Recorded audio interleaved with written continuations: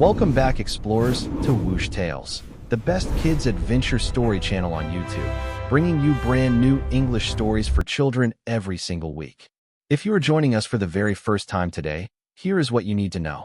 There is a 10-year-old boy named Finn Walker who lives in a tiny stone village in the Scottish Highlands.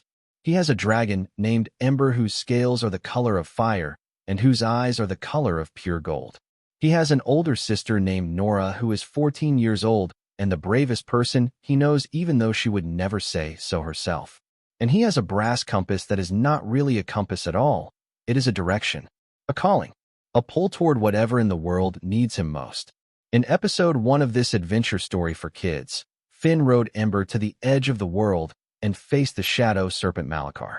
In episode 2, he got lost in deep space and helped wake an ancient navigator who had been sleeping among the stars for 10,000 years. And in this episode, episode 3 of the greatest bedtime story for kids you will ever hear, the ocean finally gives up its secret. For 3 weeks after the space adventure, Finn woke up every single morning and checked his compass before he did anything else. Before he got dressed, before he went downstairs, before he ate a single bite of breakfast. The needle pointed at the sea every time. Steady and patient and absolutely certain, the way only things that have been waiting for a very long time can be certain. Every evening, he sat on the rocky shore below the village with Ember warm beside him and watched the surface of the dark water and waited. The ocean gave nothing away. It simply moved the way oceans have always moved, endlessly, rhythmically, with the deep, unhurried patience of something that has existed since before the first creature on Earth drew its first breath and intends to exist long after the last one. But Finn was learning patience too. Each adventure had taught him something. The edge of the world had taught him that courage means moving forward despite fear. The space adventure had taught him that the most important navigation happens inside you. And the ocean, he suspected, was about to teach him something about depth, about how the most important things are almost never the ones sitting on the surface. On the coldest morning of the year, the sea answered. There was no dramatic column of light this time. No great boom shaking the walls of the village. The ocean simply parted, quietly and deliberately, the way a door opens when someone on the other side has been waiting with their hand on the handle for a very long time. A perfect circle of water 30 meters across pulled back from itself and revealed a passage going straight down into the deep, its walls smooth and perfectly round, lined with something that glowed the palest blue imaginable. The blue of the sky in the last few seconds before it surrenders completely to night. Cold air rose from it, carrying the smell of salt and deep time and something alive underneath all of that. Something green and breathing and ancient. The smell of a world that had been quietly existing in darkness for longer than any human memory reaches. Finn stood at the edge and looked down into the passage. It descended further than his eyes could follow, curving gently into absolute darkness below. Every single part of his body told him to step back. He stepped forward. That was the thing about Finn Walker that no adventure had changed and no fear had managed to overcome. When something important called him forward, his feet simply went. Nora grabbed his arm the moment he moved. "We are absolutely not doing this without some kind of plan," she said firmly, her green eyes serious and her auburn braid coming loose in the cold wind off the water. They both looked at Ember. Ember looked at the passage for exactly 2 seconds. Then she stepped to its edge, spread her great crimson wings, and dropped straight in without a moment of hesitation. Golden ember sparks spiraled upward from below like an invitation. Nora looked at Finn. Finn looked at Nora. "That is apparently the plan," he said. Nora tightened her braid. "Wonderful," she said. And they jumped. The descent took longer than any physical fall should take.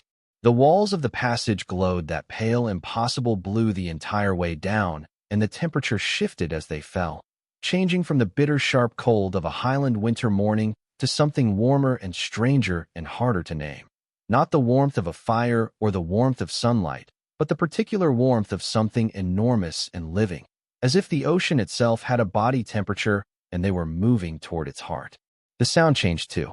Above the surface the world had been wind and wave and the distant sharp cries of seabirds.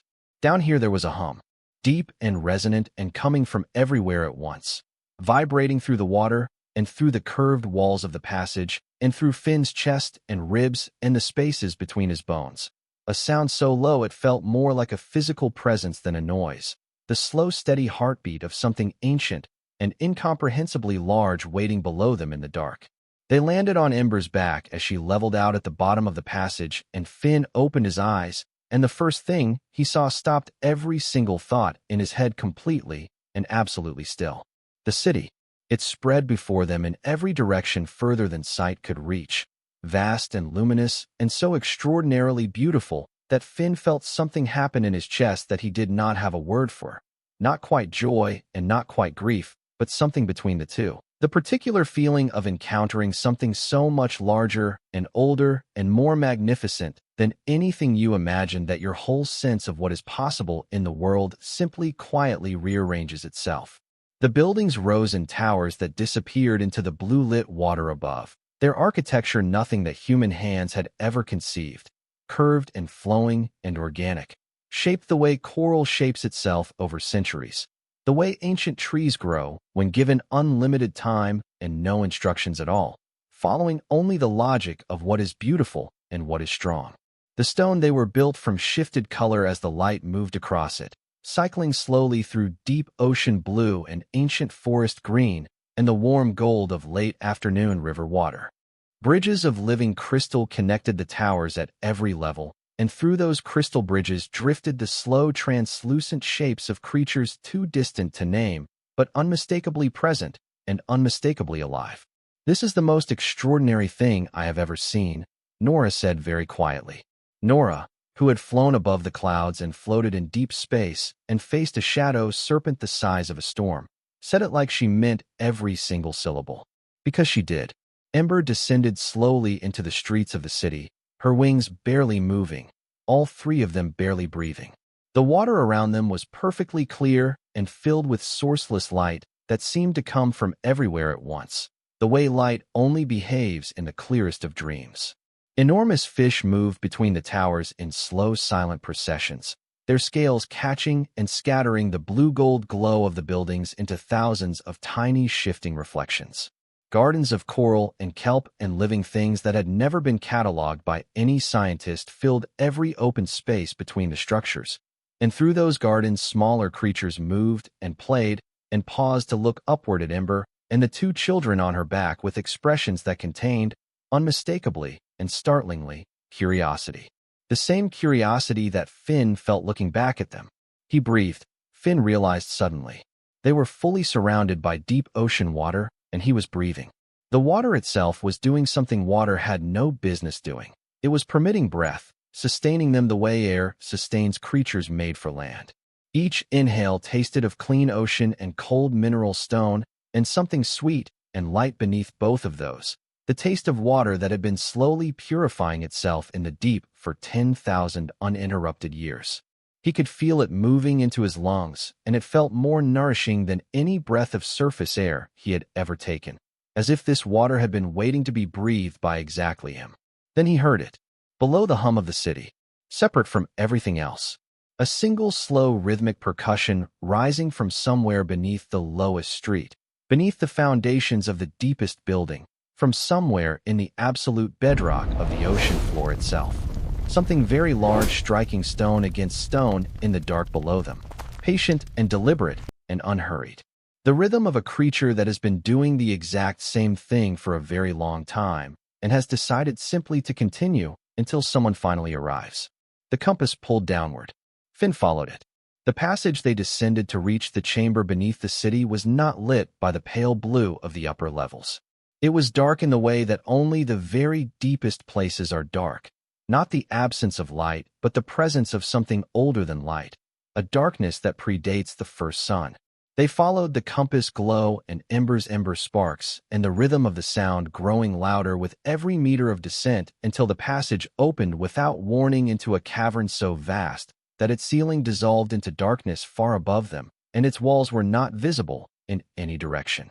And there he was. He was enormous in the way that genuine wonders are enormous. Not frightening in scale, but humbling. The way mountains are humbling. The way the night sky is humbling. The way anything that makes you feel the beautiful smallness of yourself in the face of something much older and larger and more patient than you will ever be. He was built like a sea dragon and a whale and something that had never been named combined. His scales the precise deep blue-green of the ocean at its most profound depth. His 4 great legs, each thicker than the oldest oak trees in the Stonehaven forest. Around those legs, chains of black stone that were not cruel chains. They were old chains, the chains of a very long and very serious promise kept faithfully in the dark for 10,000 years. His eyes, when he slowly opened them, were 2 pools of the most absolute calm Finn had ever encountered, the color of shallow tropical water on a cloudless day, clear all the way down to whatever lay at the bottom. He had no need to speak his name. Finn simply knew it the way he had known Ember's name the very first night, not by being told, but by recognition. Thaler, guardian of the hidden city. His heartbeat was the hum of the city above. His patience was its foundation. His 10,000-year vigil in this dark chamber was the reason every tower still stood, and every crystal bridge still glowed, and every creature in those bioluminescent gardens was still alive and swimming. A voice came from the shadows at the far edge of the cavern. It was pleasant in the way that very cold water is pleasant, refreshing on the surface, dangerous if you go too deep. "Did you truly believe," it said, "that no one else knew this city was here?" His name was Dreadmore, and he moved like water moves around a solid object, finding every available space, never quite where you expected him to be. He was tall and extremely pale, with eyes the flat, lightless gray of river stones in winter, dressed entirely in the deep black of the ocean trench. He had been living in the abandoned upper levels of the city for 30 years, he explained conversationally, the way someone explains a perfectly reasonable hobby. Mapping it, studying it, learning the precise function of every piece of ancient technology it contained. He spoke about the city the way a person speaks about a tool, useful, valuable, fundamentally impersonal, something to be used rather than understood. And what he intended to use it for was the kind of power that did not build things, the kind that simply took them. The one obstacle between him and everything he wanted was the Guardian's chains. Because the moment those chains were removed freely and willingly, which was the only way they could be removed, by someone who came not to take, but to give, the ancient sealing mechanism that kept the city's power contained would release. And Dreadmore had been waiting patiently for 30 years for exactly the kind of person who could not leave something chained in the dark to come walking down into his cavern. "You are entirely predictable," he told Finn pleasantly. "Every great hero is. You see something suffering, and you cannot help yourself." Finn looked at Thaler. The great guardian looked back at him with those calm, clear eyes, and said in a voice deeper than the ocean itself 3 words that Finn did not expect. "Do not free me. Not like this. Not for him. But you have been here alone for 10,000 years, Finn said. The words came out quieter than he intended, roughened by something that was not quite sadness, but was close enough to it to feel the same. Thaler blinked slowly, the way creatures blink who measure time in centuries rather than seconds. "Yes," he said, "and because of it the city has lived 10,000 years. Some things are worth the cost of them. Some purposes take longer than a single lifetime to fulfill. That is not tragedy. That is simply the nature of things that genuinely matter." Dreadmore moved. He was extraordinarily fast for something shaped like a man, and in his right hand a long blade of dark compressed ocean stone caught the bioluminescent light of the chamber. Ember moved faster. She placed herself between Dreadmore and Finn in a single fluid movement that was less like a physical action and more like a decision made suddenly visible in the world, and the golden embers she breathed in that moment were not the gentle drifting sparks of warmth and comfort that Finn knew so well.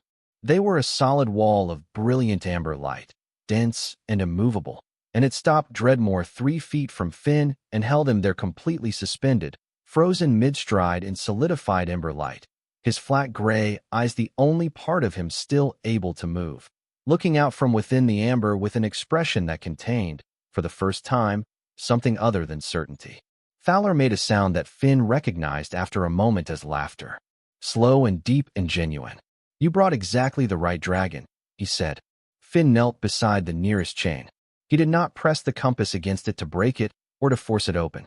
He pressed it against it the way you press your hand against the shoulder of someone who has been carrying something very heavy for a very long time, not to take the weight from them, but simply to say, "I see you. I understand what this cost, and I will not let it have been for nothing."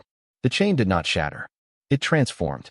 The black stone turned slowly and completely to light, the same living blue gold as the city above, and rose through the water in a slow, luminous column that passed through the ceiling and through 10,000 meters of dark ocean and broke the surface of the Atlantic and spread across the entire horizon in a wave of color that no one watching from any shore that morning could explain or forget. Thaler rose. The full extraordinary height of him filled the cavern and then exceeded it, the stone walls simply making room the way the world makes room for things that have earned their freedom. He looked at Finn for a long time with those clear, calm eyes.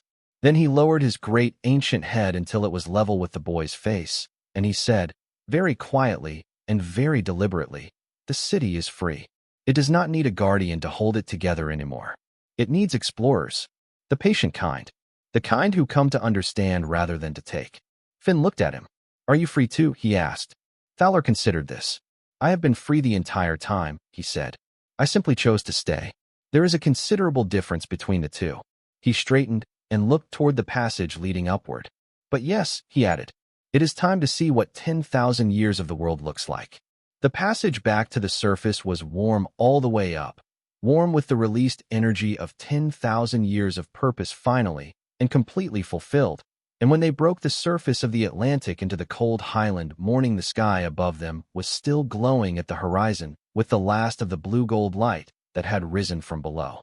Finn floated on his back for a moment looking up at it. Ember surfaced beside him and pushed her warm nose against his cheek. Nora swam up on his other side and floated next to him looking at the fading light. "That," said Nora, "was the best and worst and most terrifying and most beautiful thing that has ever happened to me."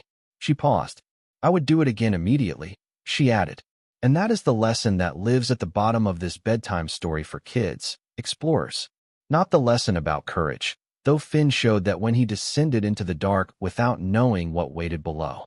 Not the lesson about patience, though Thaler showed 10,000 years of it without a single complaint. The deepest lesson in this adventure story for children is this: the most valuable things in the world are almost never found on the surface. They are found by the ones who are willing to go deeper than is comfortable, deeper than is easy, deeper than anyone told them they needed to go, because they understood that the depth itself was the point. Whatever is most important to you in your own life, the understanding you are looking for, the truth you need to find, the connection you are missing, it is not sitting on the surface waiting to be picked up. It is deep. It is waiting. And it will be there when you are ready to go looking. Hey explorers, if you dove all the way to the hidden city under the sea with Finn, Nora, and Ember today, smash that thumbs up button and leave it there because you completely earned it. And our comment question today is this: if you discovered a hidden underwater city, what is the very first thing you would want to find inside it? Leave your answer below. Every single response gets read by us. Subscribe to Whoosh Tales right now and ring the notification bell so you never miss a single adventure story. Because next week something arrives at Finn's front door that should not exist at all. A letter, delivered by a bird that has been extinct for 300 years. And the 5 words written inside, it will send Finn somewhere completely unexpected and force him to make the hardest and most important decision he has yet faced. We will see you next week, explorers. Hush! The morning after they returned, Finn was sitting at the kitchen table eating breakfast when a shadow crossed the window. On the outside ledge sat a bird he had never seen before, large and dark-feathered with a white crest and eyes that were looking at him with the particular focused intentionality of something that has traveled a very long way specifically to find him. Tied to its leg with a length of cord that looked as weathered and old as the ocean floor was a small tight roll of paper. Finn sat very still and looked at the bird for a long moment. Then he opened the window. The bird stepped onto his hand without hesitation, as naturally as if it had done this 1,000 times before. He untied the cord and unrolled the paper carefully and held it up to the morning light coming through the window. Inside, in handwriting that slanted urgently to the right as though even the letters themselves were in a hurry to be somewhere, were 5 words. "The forest remembers your name."